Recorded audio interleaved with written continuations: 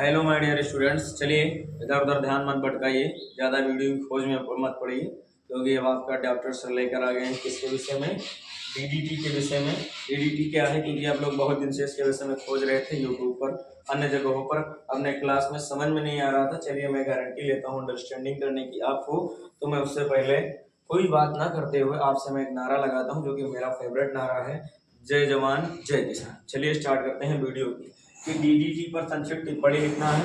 Board exam में 100% आता है, आएगा, फिक्स है। ये जान लीजिए कि रख दिया गया क्वेश्चन, रख कर मतलब मैं ही ले रख दिया, ठीक है।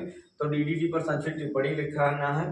कैसे लिखेंगे सर? इसका नाम क्या होता है, इसका संपूर्ण नाम क्या है, इसका उपयोग क्या है हमारे दैनिक जीवन में, उसके विषय में हम जानते हैं। चलिए स्टार्ट। डीडीटी पर संक्षिप्त टिप्पणी। देखिए मैंने लिख भी रखा है कि डीडीटी का पूरा नाम डाइक्लोरो डाइफेनिल ट्राइएथेन होता है। क्या होता है? डाइक्लोरो डाइफेनिल ट्राइएथेन होता है। इसका रासायनिक सूत्र, केमिकल फार्मूला, क्या बोले तो केमिकल फार्मूला क्या होता है? केमिकल फार्मूला क्या होता है सर? तथा रंग संरचना सूत्र निम्न होता है, C14H9 और Cl5 होता है। यही क्या होता है? डीडीटी। या फिर ये आपका हो गया कौन सा, इसका संरचना सूत्र। सर ये बना कैसे, बनाने की विधि बताएं? नहीं सर बताएं, अरे जरूर बताएंगे। इसके बाद आने वाली वीडियो आपकी रासायनिक संरचना सूत्र बनाने वाली ही आएगी, ठीक है। कोई दिक्कत किसी को नहीं होनी चाहिए, ठीक। चलिए आगे देखते हैं। इसका उपयोग हम कहाँ करते हैं? फसलों में। देखेंगे, ध्यान देंगे, ध्यान दो। ध्यान देने वाली बात यह है कि आप लोग क्या करते हो, लगभग सभी जितने भी बच्चे हमारे चैनल पर जुड़े हैं, सारे क्या हैं, सब के सब जो है किसान के बेटे हैं। क्या है? लगभग मेरा मानना है किसान के बेटे हैं। तो आप लोग किसान के जब बेटा हैं तो जाहिर बात खेतों में फसल लगाते हैं कि नहीं लगाते हैं? जब खेतों में फसल लगाते हैं तो खेतों में जो फसल लगती है, जैसे उड़द की फसल हो गई, और क्या हो गई, और आपकी मक्के की फसल हो गई, और कैसे, और आपकी अरहर की फसल हो गई, जितनी भी फसलें होती हैं सब की मैं बात करता हूँ। समस्त फसलों पर कभी कीड़े की वजह से उसके पत्ते खा जाते हैं, कभी कोई कीड़ा लग जाता है तो कोई रोग बन जाता है। अक्सर हमारे यहाँ के किसान लोग गन्ना बोते हैं तो उसमें कीड़ा लग जाता है तो पूरा जो गन्ने का सोंका होता है वो सूख जाता है। तो इससे बचने के लिए हम क्या करें? इससे बचने के लिए आप जब अंडरस्टैंडिंग रहेंगे, समझे रहेंगे डीडी टॉपिक को, इसको डीडीटी टॉपिक को, और आप पढ़े रहेंगे, एकदम विधिवत नॉलेज लेते रहेंगे, और आपको इसके विषय में जानकारी होगी, आपको इसके बारे में एकदम फुल डिटेल जानकारी होगी, तभी तो आप उसका खेत में अपने यूज कर सकते हैं। आप पढ़ते हैं, लिखते हैं, कोई मतलब नहीं जब तक आपको इसके विषय में नॉलेज नहीं है, ठीक है। क्योंकि आपके माँ बाप इसलिए आपको टीचिंग करते हैं कि मेरा बच्चा पढ़े लिखे, हमारी खेती में हाथ बटाए। अगर खेती में कोई रोग आए या फिर सामाजिक में कोई गलतियां हो तो उसके विषय में मेरा बच्चा जो है बता सके, इसीलिए तो आप लोग को पढ़ाते हैं। तो इसलिए हम आपको पढ़ाते हैं कि आप अपने माँ बाप के सामने या समाज के सामने तुरंत गर्ज के बोले, मतलब एकदम से दहाड़ करके बोले। जिस प्रकार से शेर दहाड़ता है तो जंगल पूरा हिल जाता है, उसी प्रकार से आप समाज में दहाड़े तो समाज हिल जाए कि हाँ किसी का पुत्र यहाँ पर खड़ा है, किसी की बेटी यहाँ पर खड़ी है। तो चलिए जानते हैं ये रासायनिक गुण, इसका उपयोग हम कहाँ करते हैं? फसलों में करते हैं। मैंने अभी बता दिया कि कीटाणुओं को मारने में करते हैं। दूसरा और इसका उपयोग कहाँ करते हैं? आप लोग के यहाँ क्या करता है कि एक बुखार आ जाता है, डेंगू बुखार हो जाता है, या मच्छर काटता है बहुत ज़्यादा, ऐसे ठंडी के मौसम में, थोड़ा ठंडी थोड़ा गर्मी, इसमें क्या होता है, मच्छर जरूर काटते हैं। अब जब मच्छर काट लेते हैं, मच्छर को बोलते हैं मॉस्किटो, क्या बोलते हैं? मच्छर जो होता है ये जब काट कर लेता है आपकी बॉडी में, चीविंग कर लेता है। जब आपकी बॉडी में चीविंग करता है तो आपकी बॉडी से क्या करता है, ब्लड को खींचने का काम करता है, और जब ब्लड खींचता है तो उसका वाहक जो होता है आपकी बॉडी में पहुंच जाता है। एक मच्छर जो काटता है उसका नाम है मलेरिया। क्या होता है? मलेरिया नाम का मच्छर, जो कि कैसे यह होता है, प्रोटोजोआ संघ होता है। क्या होता है? प्रोटोजोआ संघ के किसके द्वारा, अरे भाई किसके द्वारा होता है? प्लाज्मोडियम नामक जीवाणु द्वारा होता है। इसके द्वारा, प्लाज्मोडियम नामक जीवाणु के द्वारा होता है। इस मलेरिया को नष्ट करने के लिए किसका उपयोग करेंगे? मलेरिया को नहीं, मलेरिया जो आपका मच्छर काटता है, मादा एनीफ्लीज, कौन सा? मादा एनीफ्लीज नाम का जो मच्छर आपकी बॉडी में इस प्लाज्मोडियम नामक क्या करता है, वाहक को पहुंचाता है, इस काटती है ना, इससे बचने के लिए किसका उपयोग करेंगे?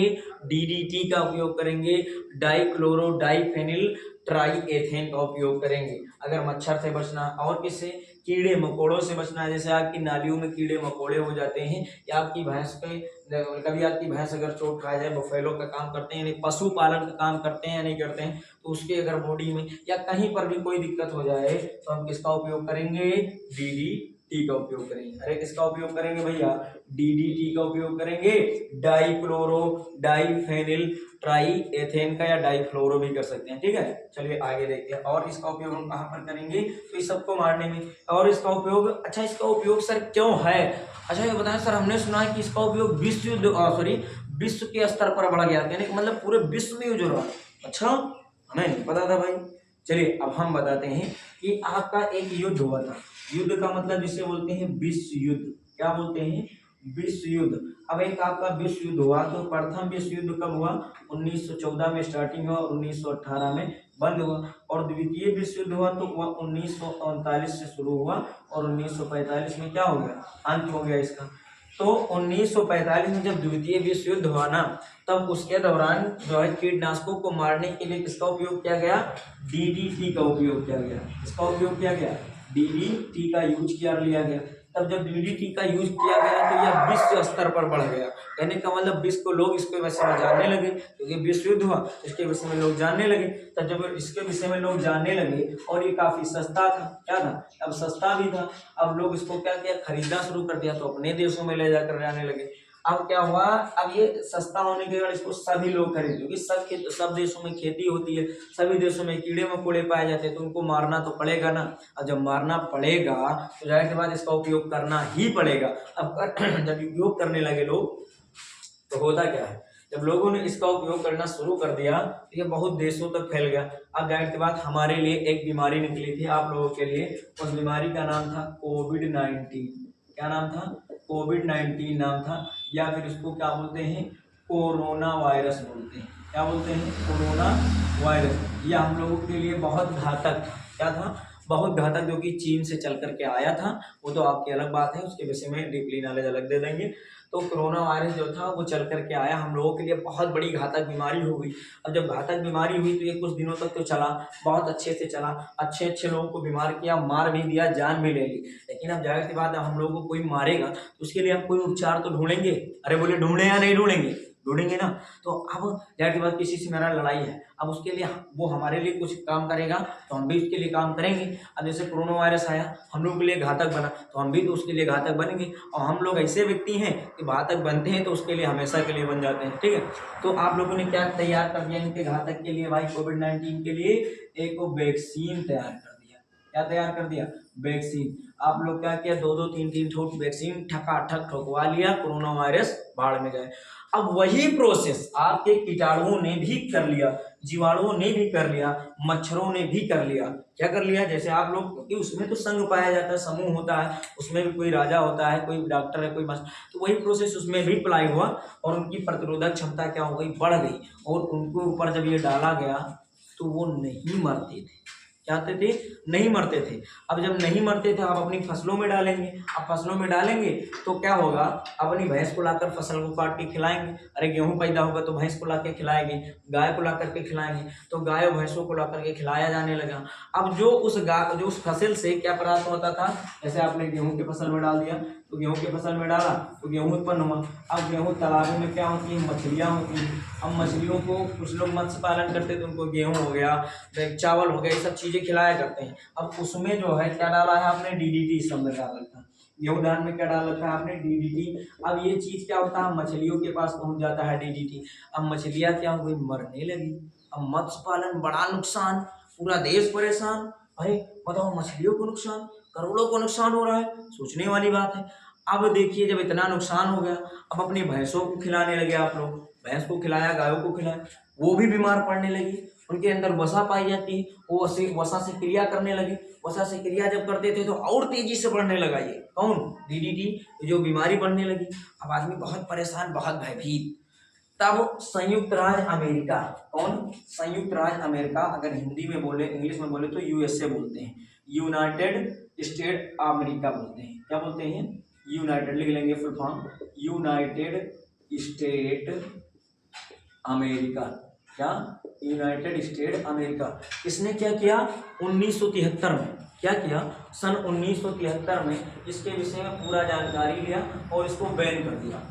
क्या कर दिया, बैन ही कर दिया, पूरे विश्व में बैन करने का इसने निर्णय ले लिया।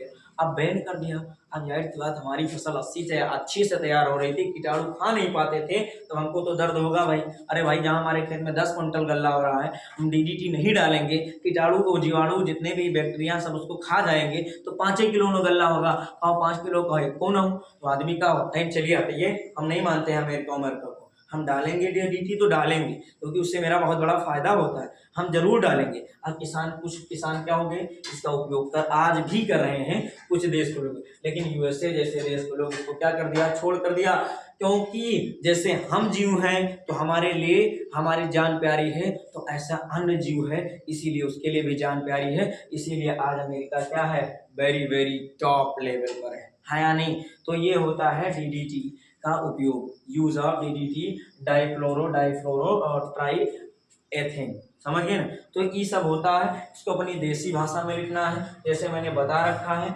और आपको कहीं भटकना नहीं। तो 1973 में किसने बैन लगाया था, आपका यूएसए ने बैन लगा दिया, तब से इसका विश्व स्तर में उपयोग क्या हो गया, कम हो गया। अब जब कम हो जाएगा तो जाहिर सी बात है, अब जो आदमी ज़्यादा तेजी से बढ़ता है उसके चरित्र पर अगर दाग लग जाता है, जैसे मैं ही हूँ, अगर बहुत ज़्यादा टॉप लेवल पर पहुँच गई और कोई काम गलत कर दिया तो क्या होगा, मेरी चरित्र पर दाग लग जाएगा, मेरे चरित्र खराब हो जाएगा, मेरे करेक्टर खराब हो जाएगा, तो लोग मुझे लाइक करना बंद कर देंगे। जिसके मैंने हित के लिए काम किया है वो लोग भी मुझे क्या करेंगे, घृणित करने लगेंगे। जब घृणित करने लगेंगे तो कुछ लोगों की नज़रों में अच्छे रहेंगे और लगभग लोगों की नज़रों से मैं क्या हो जाऊंगा, गिर जाऊंगा। ठीक उसी प्रकार से जितना ज़्यादा ये अच्छा था उतना ज़्यादा बुरा हो गया, क्योंकि यार लोगों की जान लेने लगा, ठीक है, इसीलिए इसको क्या कर दिया गया, बैन कर दिया गया। तो ये आपका हुआ डीडीटी का पूरा टॉपिक खत्म। अब ये आपको पूरा सर इसमें तो बहुत बड़ा है, अरे गधा जो मैंने बोला है ना, उसको अगर समझ गए होंगे तो आप 4-5 पन्ना लिख सकते हैं, समझे, 4-5 पन्ना बहुत आसान से लिख सकते हैं। अब यहाँ पर मलेरिया जब हो जाता है तो उसकी इलाज क्या होता है सर, इसको हम बायोलॉजी टॉपिक में पढ़ा देंगे, परेशान हो, ठीक है, बायोलॉजिकल टॉपिक है। उसका इलाज है कि आप मेलोग्रीन नामक दवाई खाएं, क्या खाएं, मेलोग्रीन नामक दवा खा लें, एमोबिन नामक दवाइयाँ इसको बचाने में मदद करती हैं, ठीक है, क्या आम बात हो गई। तो ये हो गया डीडीटी, ठीक। तो डीडीटी के विषय में आपको जानकारी अगर अच्छी लगी हो तो आप लोग मेरे चैनल से जुड़ें और मेरे चैनल से जुड़कर अच्छा नॉलेज प्राप्त करें, अपने पिताजी के कामों में हाथ बढ़ाएं, जिससे आपके पिताजी खुश होंगे कि मेरा बच्चा पढ़ता है, मेरी मेहनत वसूल है, तो शायद और वो मेहनत करके वो लगन से अपनी खेती में मेहनत करेंगे, जिससे आपको पैसा अच्छा दे सकेंगे, आप अच्छे से अच्छे जगह पर जा करके नॉलेज ले सकेंगे। अब हम ज़्यादा बात नहीं करेंगे, आप बच्चे नहीं हैं, जो आप मूर्ख नहीं हैं कि जो मोटिवेशन की ज़रूरत पड़े। अगर मोटिवेशन की आपको ज़रूरत पड़ रही है तो समझ लीजिए तुमसे बड़ा गधा कोई नहीं है। इसको आप नोट करेंगे, ज़्यादा बात नहीं करते, ठीक है, इसको नोट कर लेना, इंपॉर्टेंट था ये इतना।